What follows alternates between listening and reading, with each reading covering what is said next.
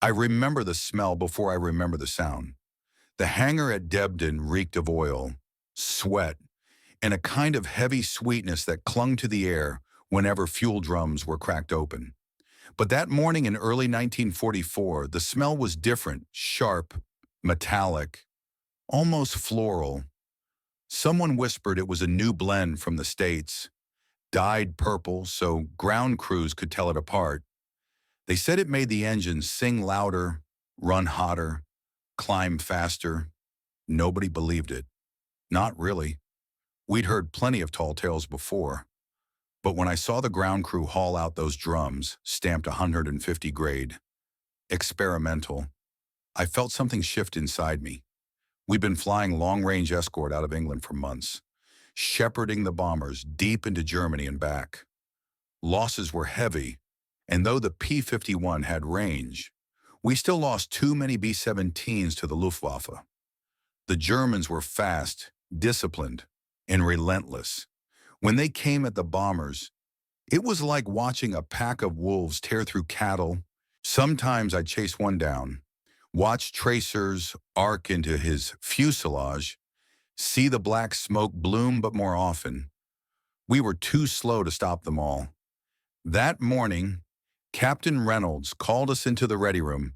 New fuel, he said, tested stateside. Command wants data from operational use. He looked tired, the way all of us did after too many missions and too little sleep. They say it lets the Merlin run higher boost. 75 inches. Someone whistled low. The standard limit was 67. They say it can take it, he added. If you can. The first Mustang they filled looked ordinary, except for the faint violet hue in the fuel lines. When the crew chief hit the starter, the Merlin coughed once, then came alive with a deeper roar. Throatier? Sharper? It sounded like a living thing clearing its lungs. We watched the test pilot taxi out, sunlight flashing on the canopy. The engine note climbed higher as he opened the throttle. Then, as he lifted off, the Mustang seemed to leap from the runway.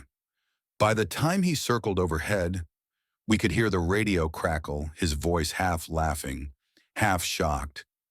She's climbing like a homesick angel. That night, word spread through the barracks like fire. The new fuel grade 150 wasn't rumor anymore. It was real. Someone said the tests at Wright Field clocked a P-51B at nearly 450 miles an hour at 25,000 feet. Another claimed it could outclimb a Thunderbolt. Nobody slept much. We talked about it the way soldiers talk about lucky charms, something that might finally turn the tide. But for me, it was simpler. If it gave us even a few seconds more speed, maybe I could reach the bombers sooner. Maybe I could bring one more man home alive. I lay awake that night listening to the distant engines of patrols returning late. Outside, the English rain whispered against the barracks roof. I thought of the sky over France, the burning wrecks, the white parachutes drifting down like torn feathers. I wondered if purple fuel could really change any of that. And I remember thinking, God, let it be true. They woke me before dawn. The fog still rolled in from the east fields, swallowing the hangars in white silence. Dew clung to the Mustang's wings, beating along the rivet lines like sweat before a race.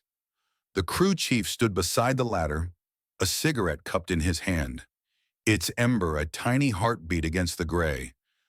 Fuel's topped, he said, the purple kind. He tried to sound casual, but there was pride in his voice, like he'd built the fuel himself. Inside the cockpit, everything smelled of live oil, canvas, cold metal, and beneath it all, that strange sweetness again. Not the smell of gasoline I'd known all my life, but something sharper, cleaner, almost floral. I ran my glove across the throttle and felt my pulse answer it.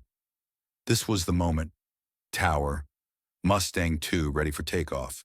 Roger, Mustang 2, clear to roll. The Merlin turned over once, twice, then caught. The prop wash flattened the mist into a shining blur. The engine's voice was different, deeper, more deliberate, like it knew something I didn't. When I eased the throttle forward, the sound didn't rise, it thickened, the way thunder gathers before it breaks. I released the brakes. The Mustang leapt forward, the runway lights streaking beneath me. The tail lifted. I pulled back gently, and we were airborne. At 500 feet, the clouds opened, and sunlight spilled across the canopy in sudden gold. Climbing through 10,000, I pushed the throttle past 67 inches of mercury, past the red line we were never supposed to cross. The gauge quivered. 70, 72, 75. The plane didn't protest. It wanted it. The nose lifted like it had been waiting years for that permission. The vibration smoothed out, replaced by a hum so perfect it felt wrong, like silence pretending to be noise. I leveled off at 25,000 and glanced at the airspeed. 440, 445, then 448. It didn't feel like acceleration. It felt like the world slowing down while I slipped between seconds. The controls tightened, alive in my hands. Every rivet and panel answering my thoughts before I finished having them. Right control, Mustang 2 at 25, indicating 448, static, then laughter. Copy that. 2, don't melt her. I laughed too. I couldn't help it. My own voice sounded strange inside the oxygen mask, high, breathless. It was joy and disbelief fighting for the same space. Below me, the Ohio countryside blurred into rivers of green and silver. I banked left, testing her roll. The Mustang carved through the air like a blade through fabric. The G's pressed into my shoulders, heavy but clean. When I pulled level again, I looked down through the canopy at the shadow chasing me across the farmland. It moved faster than I'd ever seen it. I'd flown combat. I'd seen death close enough to smell it. But this was something else entirely. This was what every pilot dreams of, to feel the machine become more than metal, to sense the horizon bend to your will. As I throttled back for descent, the cockpit filled with the scent of hot oil and faint sweetness, that purple fuel leaving its perfume behind. My heartbeat was still chasing the propeller. On the ground, the chief jogged up before the prop stopped spinning. Well, he shouted over the engine noise. I pulled the mask off, still grinning like a fool. She flies like she's seen the future. He didn't ask for numbers. Maybe he saw them in my eyes. Later that day, I sat outside the hangar with a mug of coffee gone cold, watching another pilot take off with the same fuel. The sunlight hit his canopy, and for a second the whole plane flashed violet, just like the fuel running through its veins. The engineers talked about chemistry, octane, detonation resistance, boost pressure, but I didn't need charts to know what I'd felt. That extra 25 miles an hour wasn't just speed, it was time. Time to climb out of gun range.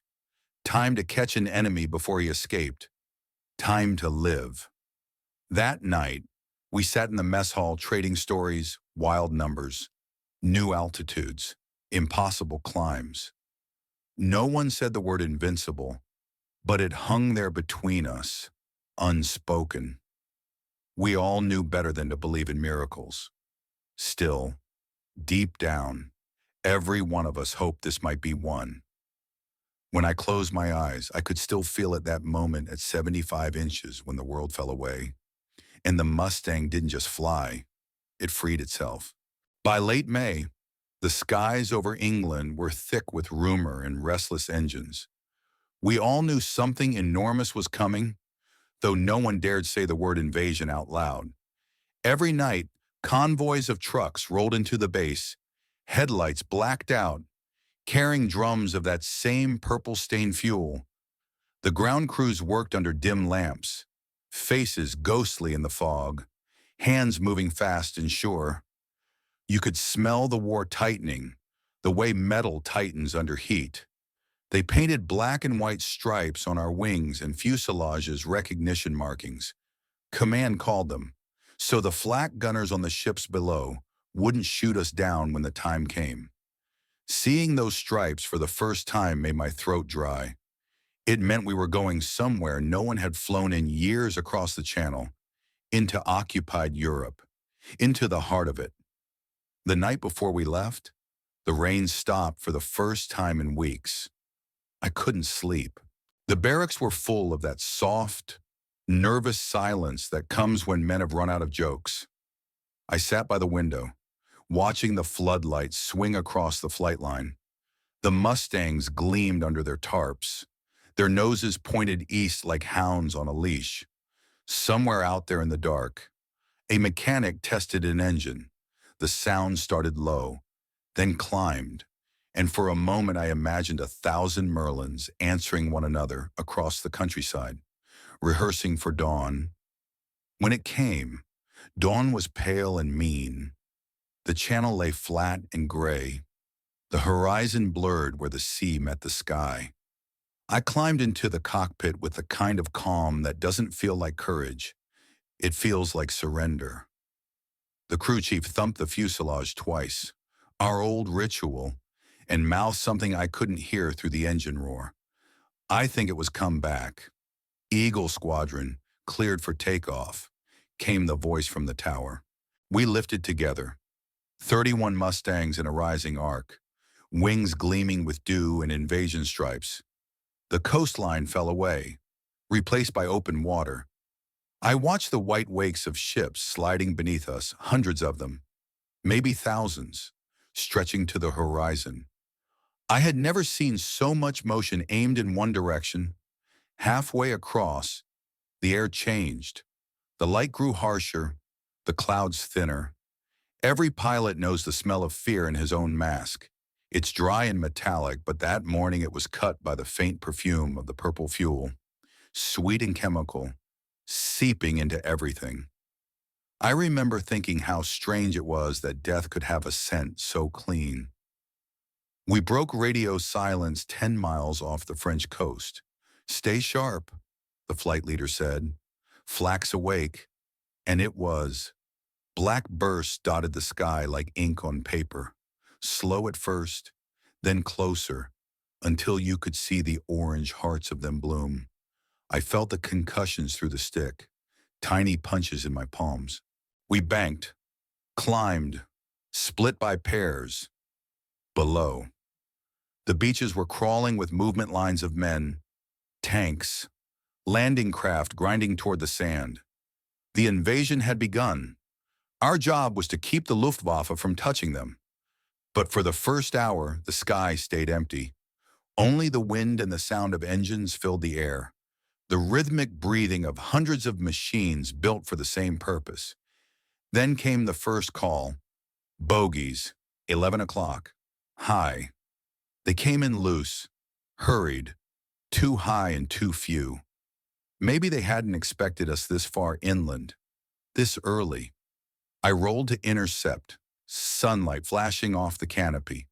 The Mustang's wings bit into the air with that same eager power I'd felt over Ohio. At 75 inches, the engine's roar turned into something pure, almost holy.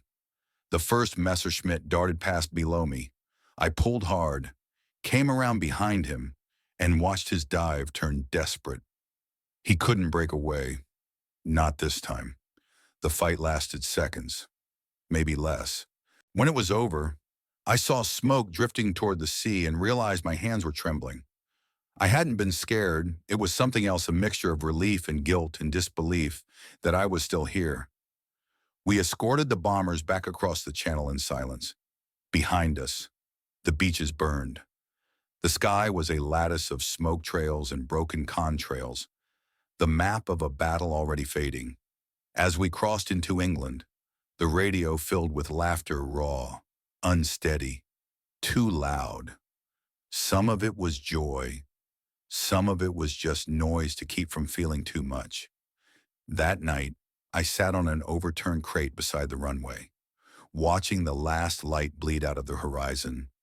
The hangars glowed faintly from within, and I could hear wrenches clattering, fuel pumps humming, the quiet industry of men who couldn't sleep. Someone walked past carrying a can of the purple stuff, and for a moment, under the lanterns, it looked like he was holding a piece of the sunset itself. I thought of the German pilot I'd seen falling that morning, how small he looked against the ocean, how quickly the world swallowed him. I didn't hate him. I didn't even feel victory, just a tired kind of gratitude that the fuel held, that the plane had done what it promised, that I was still breathing. Tomorrow, we'd go again. France looked different from above. The colors were harsher, sharper, like the land itself hadn't decided what peace should look like. Fields cut by shell craters, rivers running brown, smoke drifting like torn flags over villages that no longer had names. Every time we crossed the channel now, it felt like flying into a wound that hadn't closed. By July, the invasion lines had pushed inland. Our missions stretched deeper. Paris, the Seine, rail yards, convoys, anything that moved. The Luftwaffe was fighting hard, but something in their rhythm had broken. They came at us in smaller packs now, sometimes just a handful of 109s or 190s, like wolves who'd forgotten how to hunt together, but they were still dangerous. Too many good men found that out too late. I remember one morning clear sky, cold air at altitude, the kind that made the Merlin run like silk.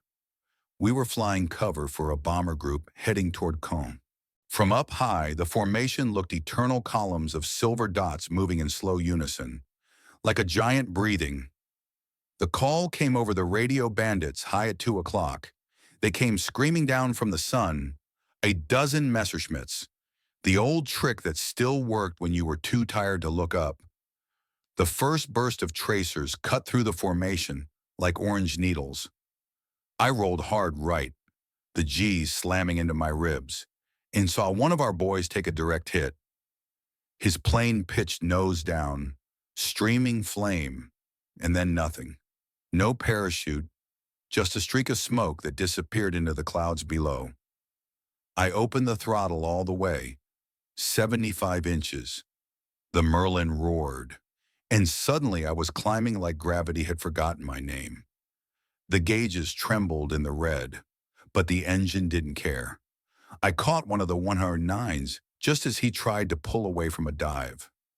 The Mustang was faster, so much faster it felt unfair. I could see the silver cross on his tail growing larger. See the pilot glance back once, then again. I don't know if he saw my face through the canopy. Maybe he did. Maybe that's why he jinked too late. The guns rattled. 6 streams of fire tore through his fuselage. He rolled once, twice, then disintegrated, no explosion. Just a sudden unraveling of wings and light. I flew through the debris before I could flinch. Bits of metal clattered off the canopy. For a moment, everything smelled like hot dust and burned paint. When I leveled off, the radio was chaos voices shouting, calling out kills, warnings, prayers. We turned again, chasing another flight diving for the bombers. They were good pilots, maybe better than we gave them credit for, but they couldn't keep their speed. The Mustangs could climb, dive, and still come back faster. It wasn't just the airplane. It was that damn fuel. Every time I opened the throttle, I felt like I was cheating death with chemistry. The engine's growl wasn't mechanical anymore. It was alive, an animal thing straining at its leash. The Germans must have felt it too. You could see it in the way they fought quick. Desperate bursts followed by escape attempts that never quite worked. They were running out of everything: pilots, fuel, time. Later that day, we landed at a forward strip carved out of a French wheat field. Dust covered everything: our boots, our planes, even the crew chief's coffee.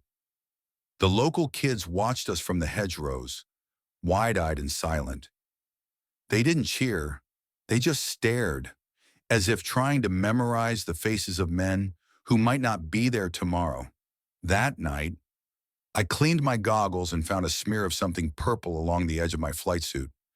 It must have been from the fuel hose, but it looked almost like bruised skin under the lantern light. I couldn't stop staring at it.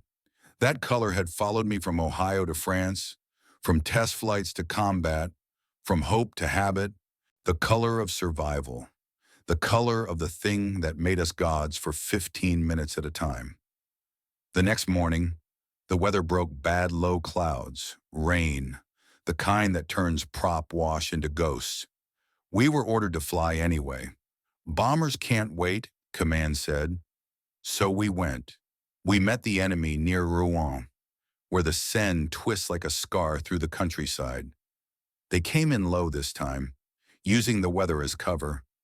I saw flashes, brief silver glimpses, then tracers slicing through the fog. One clipped the edge of my left wing. The sound was sharp and intimate, like someone snapping a stick beside my ear. I pulled hard, climbed through the cloud, broke into sunlight, and there he was, a 190 red nose, black cross. We rolled into each other, spiraling upward until the sky thinned and my breathing turned shallow. It wasn't about skill anymore. It was about who could hold on longer. My arms burned. My legs trembled. The G's dragged at my helmet. But the Mustang kept climbing, the Merlin roaring like a furnace that refused to die. I caught him at the top, a fraction of a second where he hesitated, and that was enough. One burst, his plane spun into the clouds, trailing black smoke that looked almost blue in the sunlight. When I came down, I realized my oxygen hose had torn halfway loose. I'd been breathing more adrenaline than air. My hands wouldn't stop shaking.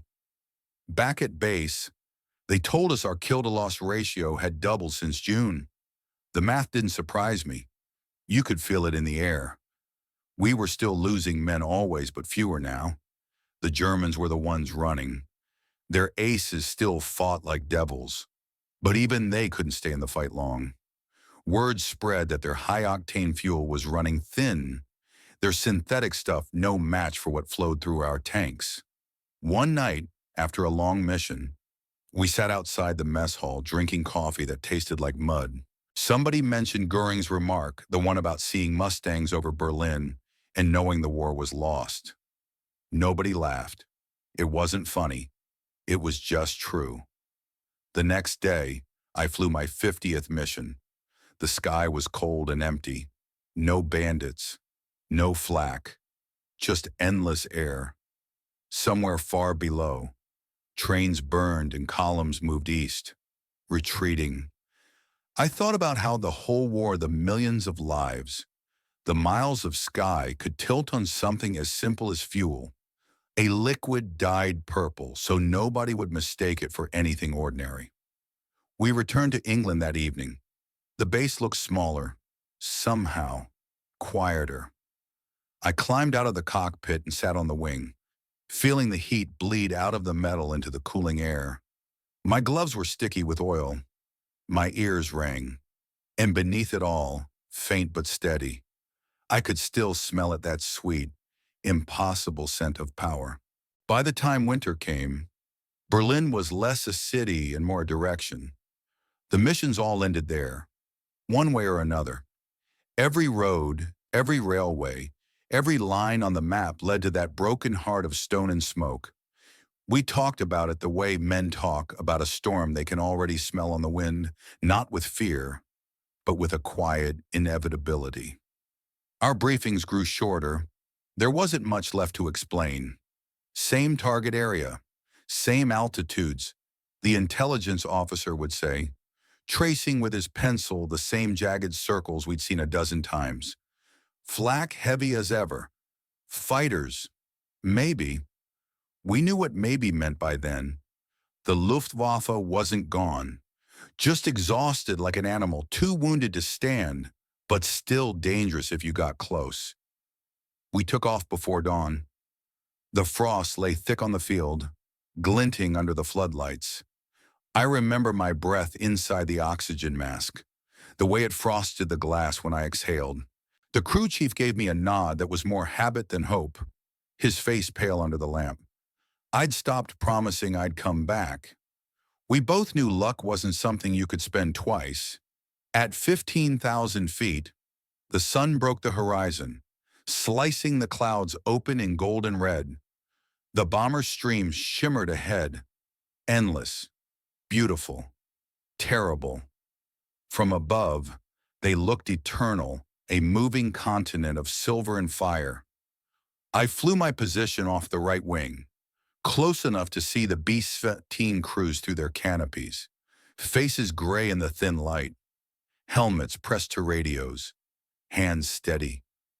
The radio hissed once, then silence. The sky felt wrong, too still, too calm. That's when I saw them, black dots climbing through the haze, maybe a dozen at most. Messerschmitts, desperate, reckless. Their contrails twisted like smoke from dying candles. Bogies 11 high. I pushed the throttle forward, 75 inches. The Mustang lunged as if it had been waiting for this. The Merlin's roar deepened, filled the cockpit, filled my lungs. The airspeed needle climbed 400, 420, 445. We met them head on. The first pass was blinding, a flash of wings and sunlight and bullets. I felt a jolt, not a hit, just shock as 190 ripped past my canopy so close I could see his goggles.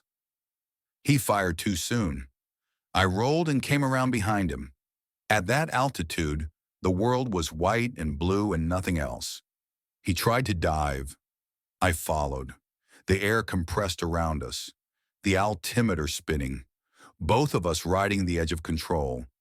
I saw his exhaust flare, smoke sputtering. He was running out of everything's speed, altitude, hope. I squeezed the trigger. The Mustang shuddered, guns hammering. His aircraft caught fire mid-turn. No explosion, just an orange tongue licking across the fuselage. I rolled away. The radio came alive with clipped voices, someone shouting coordinates, someone laughing, someone not answering. One of our boys went down near the river. Another reported engine failure. The fight dissolved as quickly as it began. The Germans scattered east. What few of them were left? The rest of the sky belonged to us. Below, Berlin burned like a dying forge. Smoke rose in columns that merged into one vast bruise against the horizon.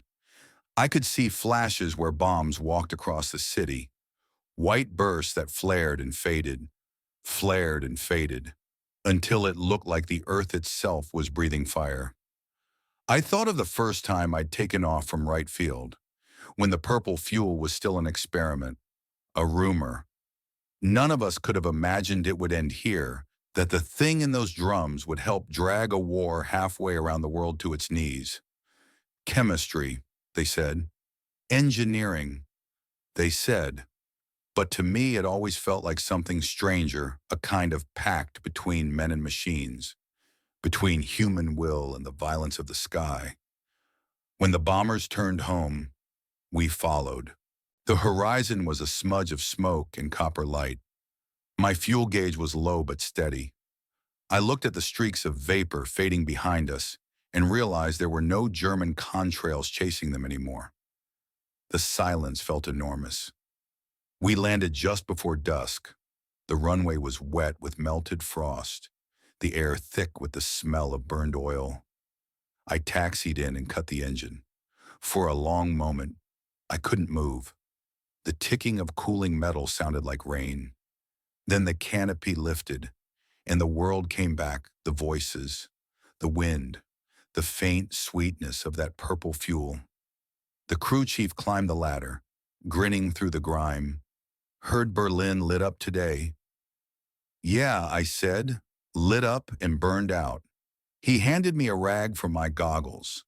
I wiped them clean, but the smudges stayed, faint gray halos that wouldn't go away.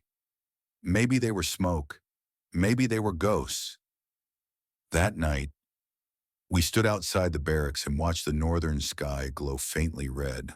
The city was still burning somewhere far away, and the wind carried the smell of it: ash, cordite, something bitter and final. Someone beside me said quietly, "It's over for them." Nobody answered.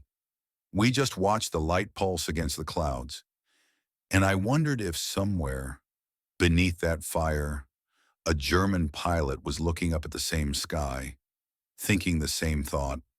When I finally turned in, I sat on the edge of the bunk for a long time before sleep came. My flight jacket still smelled of oil and the faint floral sweetness that never left the cockpit. I rubbed my thumb over a small stain on the sleeve, a smear of violet from the fuel line. It glimmered under the lamp like a bruise that would never heal. Berlin had fallen in every way that mattered. But part of me knew when the last drop of that fuel burned, when the last engine went quiet, something greater than victory would also end. The sound, the speed, the strange unity between man and machine, all of it would fade. And somewhere deep down, I already missed it. The war ended the way thunder fades, not with silence, but with distance. One day we were still flying, still checking gauges and counting fuel, and the next the orders stopped coming. The airfield didn't change overnight. The same wind moved through the same hangars, but the sound that had defined our lives, that deep, certain roar of the Merlin, was gone. On May 8th, 1945, I stood by my Mustang as the news came over the loudspeakers. Some men cheered, others just stared. I remember the smell of wet earth, of oil cooling on metal, of something invisible leaving the air. I ran my hand along the wing and felt the warmth fading beneath my glove. The war was finished, but the airplane didn't know that yet. It still looked ready, the prop slightly turned, as if waiting for the next mission that would never come. The base grew quieter in the weeks that followed. Trucks hauled away munitions. Crews rolled the fuel drums into storage, the purple ones last of all. When they cracked one open, sunlight hit the liquid and it glowed faintly, like a secret. I remember thinking how strange it was that something so beautiful could have powered so much destruction. The Mustang I'd flown the most was parked near the far end of the field. I climbed into the cockpit one last time. The seat felt smaller, the dials older. But when I closed my eyes, the sound returned exactly as it had been: the rising whine, the heavy breath of the engine, the moment of lift when the world let go. I stayed there until the light changed and the shadow of the propeller reached across my boots like the hand of something asking to be remembered. Years later, in a museum, I saw another Mustang polished to a mere shine. Children stood around it, pointing at the wings, asking their fathers how fast it could go. There was a placard beside it explaining octane ratings, manifold pressure, performance numbers. The facts were right, but they didn't tell the truth. The truth was in the smell of that purple fuel, the way it lingered on your gloves, the way it made the engine sound like hope turned mechanical. Sometime, when I walk past a garage and catch the faint scent of gasoline on a hot afternoon, I am back there above the Channel, or over France, or diving through cloud toward Berlin.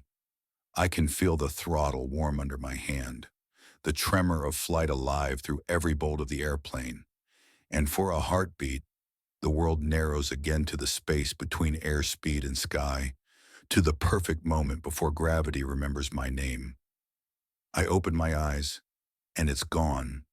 The war, the roar, the fuel, the men all turned into history. But some nights, if the wind shifts just right, I swear I can still smell that sweetness in the dark, faint and fleeting, like a ghost of speed that refuses to fade.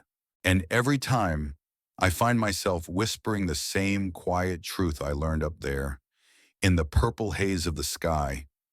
We didn't just win because we fought harder. We won because, for one brief, furious moment, we flew faster than fear itself. If this story moved you, if it made you hear the sound of an engine cutting through history, take a moment to share it. Leave a comment. Tell us what this chapter of the war means to you. Every like, every share helps keep these forgotten voices alive. The pilots, the engineers, the hands that built victory drop by drop of that purple fuel. Subscribe for more untold stories of the Second World War, stories and not of glory, but of the people who carried the weight of the sky, because history only lives if we keep listening.